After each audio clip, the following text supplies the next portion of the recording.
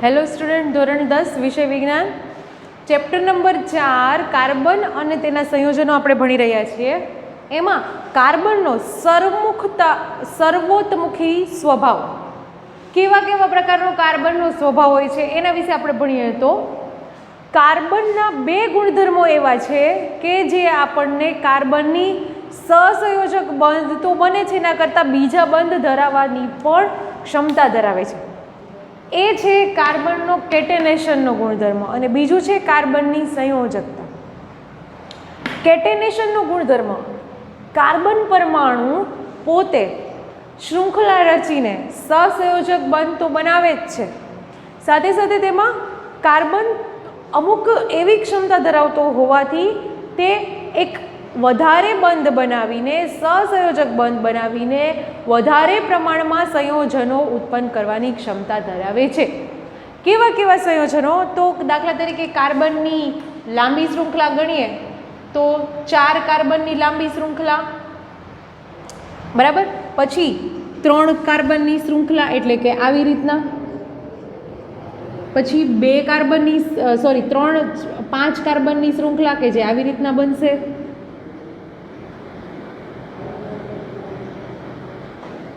બીજું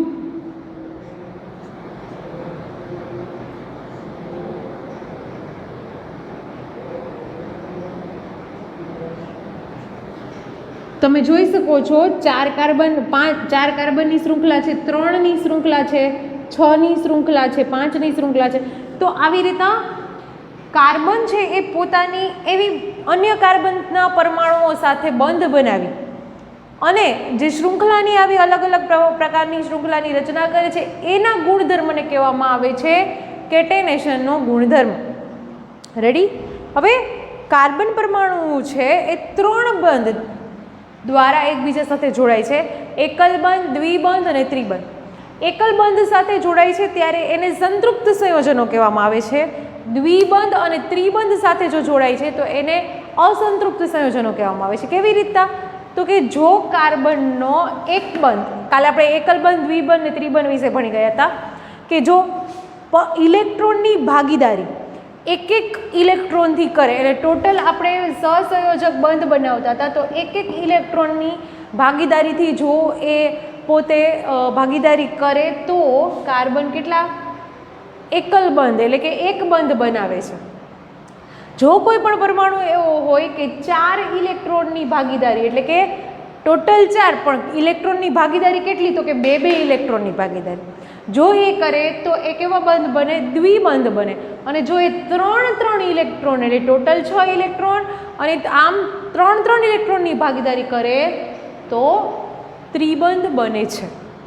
તો આવી રીતના કાર્બન છે એ સંતૃપ્ત ક્યારે કહેવાય? સંતૃપ્ત સંયોજનો ક્યારે કહેવાય? 2 પ્રકારના સંયોજનો છે, તમને વ્યાખ્યામાં પણ પૂછાઈ શકે છે કે જો કાર્બનનો પરમાણુ એકલ બંધ દ્વારા એકબીજા સાથે ભાગીદારી ઇલેક્ટ્રોનની કરતો હોય તો એને કહેવામાં આવે સંતૃપ્ત સંયોજનો. જો કાર્બનનો પરમાણુ દ્વિબંધ અથવા તો ત્રિબંધ દર્શાવે છે તો એને કહેવામાં આવે અસંતૃપ્ત સંયોજનો. આખા ગુણધર્મને કહેવામાં આવે છે કેટેનેશનનો ગુણધર્મ. રેડી? તો આ થઈ ગયો તમારો કેટેનેશનનો ગુણધર્મ. સાથે સાથે કેટેનેશનના ગુણધર્મમાં તમારે સંતૃપ્ત સંયોજનો અને અસંતૃપ્ત સંયોજનોનું વિશે પણ ભણવાનું રહેશે. એની વ્યાખ્યા પણ તમને પૂછાય છે, બરાબર. નેક્સ્ટ છે કાર્બનની સંયોજકતા. કાર્બનની સંયોજકતામાં આપણે ભણીએ તો કાર્બનની સંયોજકતા કેટલી છે? જે એનો પરમાણુ ક્રમાંક એ એની સંયોજકતા. તો આપણને ખબર છે સૂત્ર મુજબ કાર્બનની સંયોજકતા પરમાણુ ક્રમાંક તમે જે પણ કંઈ કહો એ કેટલી છે? 4 છે. જો એ 4 હોય તો બીજા 4 પરમાણુ સાથે એ જોડાય, કાં તો આ 4 એ ગુમાવી દેશે અને કાં 4 મેળવી લેશે. જો બાહ્યતમ કક્ષામાં 1, 2 અને 3 ઇલેક્ટ્રોન હશે તો એ હંમેશા ગુમાવશે જ. જો 5, 6 અને 7 હશે તો એ હંમેશા મેળવશે જ. પરંતુ 4 ઇલેક્ટ્રોન હશે તો એ તટસ્થ રહેશે, તટસ્થ પરમાણુ બનીને પોતાની અષ્ટક રચના પૂર્ણ કરશે. જો 4 હશે તો એની પાસે 2 ઓપ્શન છે, કાં તો એ ગુમાવશે અને કાં તો એ મેળવશે. તો આવી રીતના એ પોતે સહસંયોજક બંધ બનાવવાની ક્ષમતા ધરાવે છે. જો એ આપણે ટેક્સ્ટબુકમાં તો કાર્બન છે એ કોની સાથે જોડાઈ શકે છે? ઓક્સિજન સાથે, હાઇડ્રોજન સાથે, નાઇટ્રોજન સાથે, ક્લોરિન સાથે, આ બધા સાથે એ જોડાઈ અને સહસંયોજક બંધની રચના કરી શકે છે. આથી એમ કહેવામાં આવે છે કે કાર્બન છે કોઈ તત્વ પર આધાર રાખે છે. શું કામ એને? કેમ કે એની બાહ્યતમ કક્ષાના ઇલેક્ટ્રોન 4 છે, એની સંયોજકતા 4 છે, એના પરમાણુ ક્રમાંક પણ 4 છે. રેડી? હવે કાર્બનનો પરમાણુ છે એનું કદ ખૂબ જ નાનું હોવાથી તેના ભાગીદારી પામેલા ઇલેક્ટ્રોન યુગ્મને તે મજબૂતાઈથી જકડી રાખે છે. એનાથી શું થશે તો કે અત્યંત જે બંધ બને છે એ કેવો હશે? નિર્બળ હશે. બરાબર? કેમ કે એના પરમાણુઓનું કદ નાનું હોય છે એટલે એ બીજાને એકદમ મજબૂતાઈથી જકડી રાખે છે. બરાબર? તો કાર્બનની સંયોજકતા છે એ કેટલી છે? 4 છે. તો આપણે કાર્બનનો સર્વતોમુખી સ્વભાવ એમાં આપણે જો તમને પૂછે તો તમારે 2 પોઈન્ટ લખવા પડે. એક તો કાર્બનનું કેટેનેશન અને એક તો કાર્બનની સંયોજકતા. ઓકે? કેટેનેશન અને સંયોજકતા આ 2 વસ્તુ અલગ છે. કાર્બનની સંયોજકતા કેટલી છે તો કે 4 છે. કેટેનેશનનો ગુણધર્મ એટલે એમાં તમારે 2 વ્યાખ્યા લખવી પડે, સંતૃપ્ત સંયોજનો અને અસંતૃપ્ત સંયોજનો. રેડી? અને આ જે છે એની શૃંખલા છે, આને છે ને લાંબી અને સરળ શૃંખલા પણ કહેવામાં આવે છે. બરાબર? કે કાર્બન કાર્બન કાર્બન કાર્બન આ 4 જ છે પણ અહીંયાથી એ સ્ટોપ થતા નથી. એવી રીતના આ 5 કાર્બનની, 3 કાર્બનની, 6 કાર્બનની એવી રીતના શૃંખલા પણ છે એ છે. બરાબર? હવે એક વૈજ્ઞાનિક હતો વોલર. વોલર નામના વૈજ્ઞાનિકે એક વસ્તુનું ખંડન કર્યું જે હતું પહેલાં પ્રાચીન યુગમાં એવી માન્યતા હતી કે કાર્બન છે એ સજીવમાં કોઈ મહત્વપૂર્ણ બળ કાર્બનિક પદાર્થોની બનાવટ માટે જરૂરી છે. એવું હોતું નથી. વોલર નામના વૈજ્ઞાનિકે આ માન્યતાનું ખંડન કરેલું છે અને એને ખોટી પાડેલી છે એક ઉદાહરણ દ્વારા. કયું ઉદાહરણ? તો કે એમોનિયમ સાયનેટ NH4ONC. આને કહેવામાં આવે છે એમોનિયમ સાયનેટ. ઓકે? હવે આ એમોનિયમ સાયનેટ છે એમાંથી આપણને યુરિયા મળે છે. કેવી રીતના? તો કે ગીવ્સ, અહીંયા લખું છું, NH2 દ્વિબંધ O NH2 અને સાથે સોરી અહીંયા C આવશે અને અહીંયા આવશે O. રેડી? આ આખી ઘટનાને કહેવામાં આવે છે યુરિયા. તમે જોઈ શકો છો NH2 વચ્ચે છે કાર્બન અને દ્વિબંધ બનાવે છે ઓક્સિજન સાથે. NH2 અને NH2 માંથી વચ્ચે એકલ બંધ છે અને કાર્બન અને ઓક્સિજન વચ્ચે કેટલા બંધ છે? દ્વિબંધ છે. રેડી? તો આ બની ગયું યુરિયા. કે અકાર્બનિક પદાર્થ એમોનિયમ સાયનેટમાંથી કાર્બનિક પદાર્થ બનવું. આ ઉદાહરણ શેનું છે ખબર છે? એમોનિયમ સાયનેટ છે ને એ અકાર્બનિક પદાર્થ છે. તમે જોઈ શકો છો એમોનિયમ સાયનેટમાંથી જે યુરિયા બની ગયું એ કેવો મળી ગયો? કાર્બનિક મળી ગયું. તો પ્રાચીન સમયમાં જે માન્યતા હતી કે સજીવમાં રહેલું કંઈક મહત્વપૂર્ણ બળ એ કાર્બનિક પદાર્થોની બનાવટ માટે જરૂરી હોય છે, એવું હોતું નથી. તમે અકાર્બનિક તત્વોમાંથી પણ કાર્બનિક તત્વો મેળવી શકો છો. એમાં જે એ વોલર નામનો વૈજ્ઞાનિક આવેલો છે એમણે એ પ્રાચીન સમયની માન્યતાનું ખંડન કર્યું. બરાબર? તો તમને ક્વેશ્ચન પૂછાઈ શકે છે કે વોલરે કઈ માન્યતાનું ખંડન કર્યું? તો કે અકાર્બનીમાંથી કાર્બનિક તમે તત્વ મેળવી શકો એના માટે કયો પ્રયોગ કરેલો છે? તો કે એમોનિયમ સાયનેટમાંથી યુરિયા એને શોધીને આપેલું છે. રેડી? તો આ હતું વોલરની માન્યતાનું ખંડન કર્યું એ.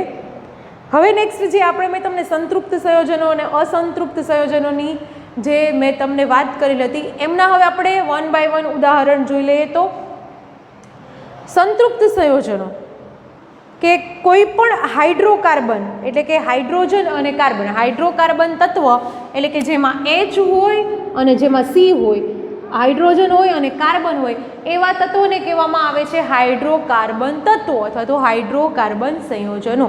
રેડી? હવે એ કેવી રીતે બંધારણીય સૂત્ર દ્વારા નક્કી કરવામાં આવે છે?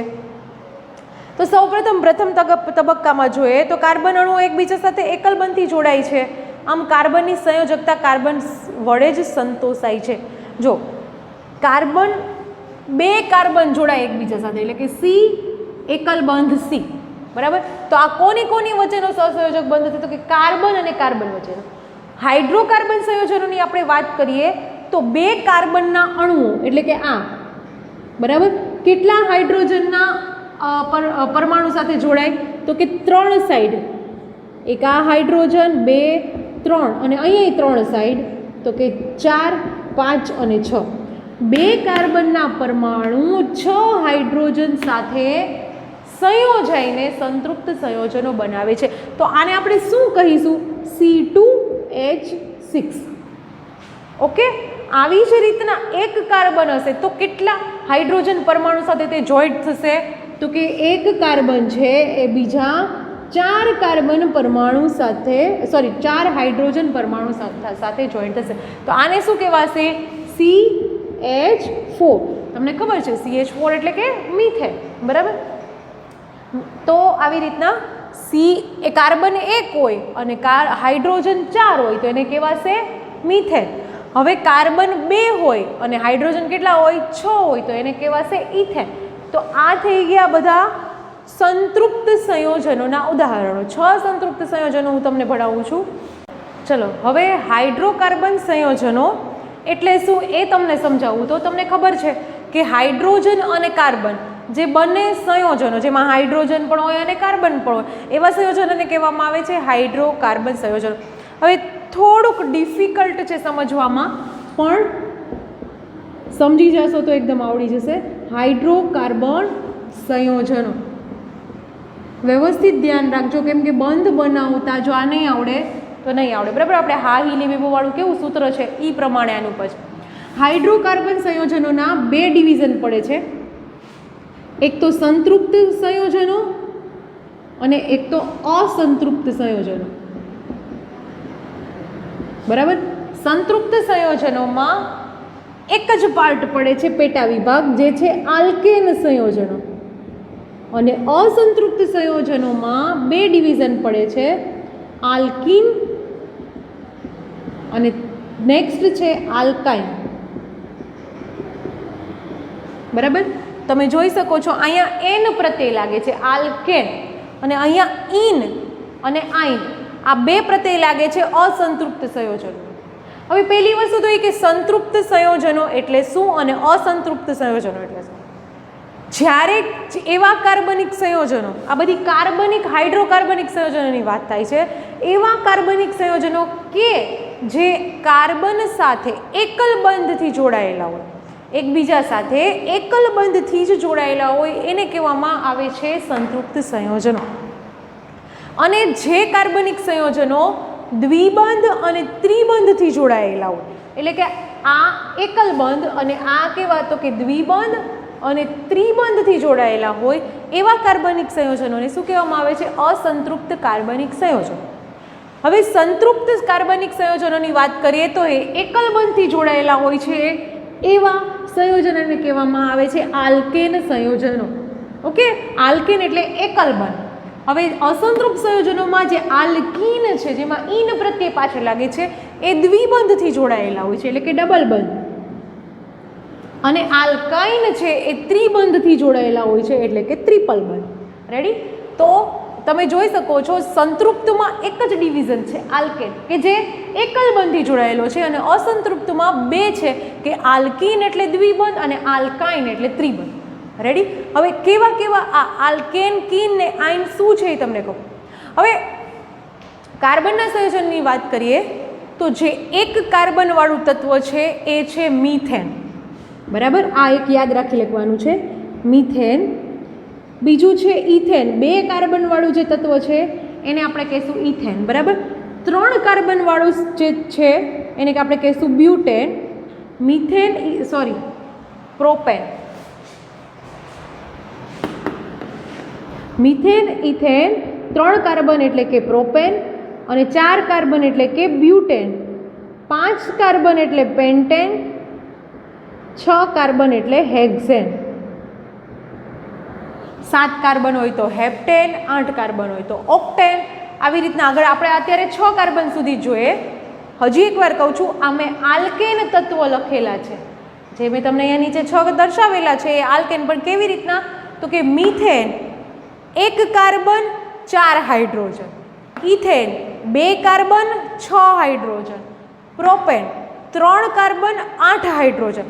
તો આવી રીતના હાઇડ્રોજન 2 2 2 2 પ્લસ થતા જાય અને કાર્બન 1 1 વધતો જાય. બરાબર. તો આના સૂત્ર આપણે જોઈએ તો CH4 એટલે કે એને કહેવામાં આવશે મીથેન.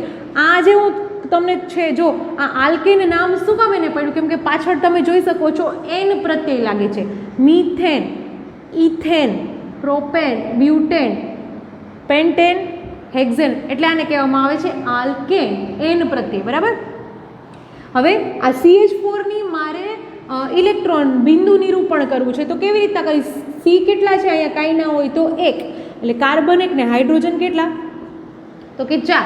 બરાબર. તો આવી રીતના એની ઇલેક્ટ્રોન રચના થઈ. નેક્સ્ટ આપણે જોઈએ તો ઇથેન એટલે કે C2H6. અહીંયા 1 કાર્બન વધારવાનો, અહીંયા 2 2 કાર્બન વધારવાના. 2 કાર્બન હોય તો 1 અને 2 કાર્બન તો કેટલા હાઇડ્રોજન? તો કે 6 હાઇડ્રોજન થશે. 1 2 3 4 5 અને 6. રેડી. વાત કરીએ આપણે પ્રોપેનની તો C3H8. જોઈ શકો છો તમે કાર્બન 1 2 3 થાય છે, હાઇડ્રોજન અહીંથી 4 6 8 10 એવી રીતના થશે. બરાબર. C3H10 ની રચના જોઈએ તો 1 2 ને 3 કાર્બન, હાઇડ્રોજન કેટલા? 8. તો કે 1 2 3 4 5 6 7 8. બરાબર થઈ ગયા. આ હાઇડ્રોજન. હવે વાત કરીએ આપણે બ્યુટેનની તો બ્યુટેનમાં કેટલા કાર્બન થશે? C4H10. બરાબર. તો કેવી રીતના થશે? તો કે 1 2 3 4 કાર્બન અને આગળ પાછળ લીટા કરી દઈએ આપણે એટલે એ થઈ જશે હાઇડ્રોજન.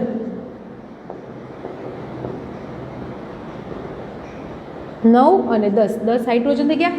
નેક્સ્ટ છે પેન્ટેન C5H12. ઓકે. C5H12 એ કેવી રીતના થશે? C5 છે એટલે 1 2 3 4 ને 5 5 કાર્બન, બાકીના બંને સાઈડ 3 3 આવશે હાઇડ્રોજન અને વચ્ચેની સાઈડ 2 2 આવશે. 4 5 6 7 8 9 10 11 અને 12. બરાબર. નેક્સ્ટ છે લાસ્ટમાં હેક્ઝેન H6H14 એટલે કે 6 કાર્બન અને H14 એટલે 14 હાઇડ્રોજન. 1 2 3 4 5 અને 6 અને બાકીના બધા હાઇડ્રોજન. 1 2 3 4 5 6 7 8 9 10 11 12 13 અને 14. આ થઈ ગયું તમારું હેક્ઝેન એટલે કે C6H14. બરાબર. તો આ મેં જેટલા તત્વો અને એની ઇલેક્ટ્રોન બિંદુ રચના કરી છે એ કોની છે? સંતૃપ્ત સંયોજનોની અને આલ્કેનની. બરાબર. હવે આ આપણે વાત કરીએ તો આ થઈ ગયા બધા આલ્કેન સંયોજનો. હવે વાત કરીએ આપણે આલ્કીન સંયોજનો તો એમાં સેમ વર્ડ આવશે, ખાલી શબ્દ આવશે ઇન. પ્રત્યય કેવો લાગશે? ઇન. મિથેન છે તો એનો દ્વિબંધ બને તો એ આલ્કીન શ્રેણીનો કહેવાય, અસંતૃપ્ત સંયોજનો કહેવાય. પણ એને બોલાય શું? તો કે મિથીન. બરાબર. અહીંયા આવશે તો કે ઇથીન. 3 કાર્બન વાળો તો કે પ્રોપીન, બ્યુટીન, પેન્ટીન અને હેક્ઝીન. ઓકે. જ્યાં તમને દ્વિબંધ જોવા મળે ત્યાં હંમેશા આલ્કીન શ્રેણી જ આવે. જ્યાં એકલ બંધ તમને જોવા મળે ત્યાં આલ્કીન શ્રેણી જ આવે. બરાબર. હવે દ્વિબંધની આપણે વાત કરીએ મિથીન ઇથીન તો એના અણુસૂત્ર છે એ કેવા થઈ જશે? ચેન્જ થઈ જશે. અહીંયા અણુસૂત્ર હજી એકવાર લખી નાખું છું. CH4 C2H6 C3H8 C4H10 C5H12 અને C6H14. હવે મિથિન અને ઇથિનનું આપણે આલ્કીન શ્રેણીનું આપણે જોવા જશું તો એનું જે અણુસૂત્ર છે એ ચેન્જ થઈ જશે. આલ્કાઇનના વાત કરીએ આપણે તો મિથાઇન, ઇથાઇન, પ્રોપાઇન, બ્યુટાઇન પાછળ કેવા પ્રત્યય લાગી જશે? આઇન પ્રત્યય લાગી જશે. બરાબર, મિથાઇન, ઇથાઇન 3 કાર્બન એટલે કે પ્રોપાઇન,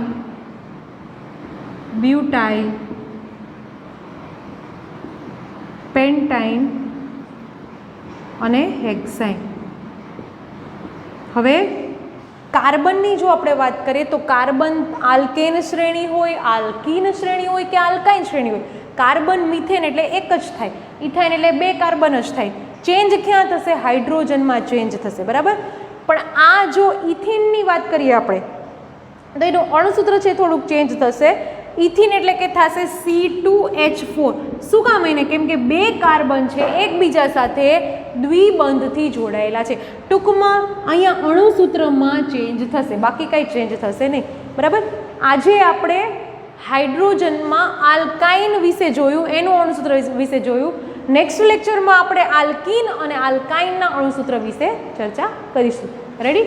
હવે આ એક તમારે હોમવર્કમાં કરવાનું છે, પ્રેક્ટિસ કરવાની છે કે મિથેનથી હેક્ઝેન સુધીના બિંદુનું નિરૂપણ આવી રીતના થવું જોઈએ.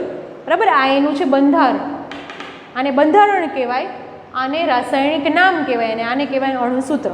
રેડી? હવે આનું જ મારે બિંદુનું નિરૂપણ કરવું હોય તો કેવી રીતના કરીશ? દાખલા તરીકે CH4 હું લઈ લઉં તો કાંઈ નહીં, વચ્ચે 1 કાર્બન, બાકી 4 બાજુ હાઇડ્રોજન, જે આપણે સહસંયોજક બંધ ભણ્યા હતા ને એવી રીતના આ 4 હાઇડ્રોજન થઈ ગયા, કાર્બન થઈ ગયા. ઇલેક્ટ્રોન બિંદુનું નિરૂપણ જો આપણે જોઈ લઈએ તો કાર્બન એટલે એક કેટલા ભાગીદારી કરે, કેટલા ઇલેક્ટ્રોનની?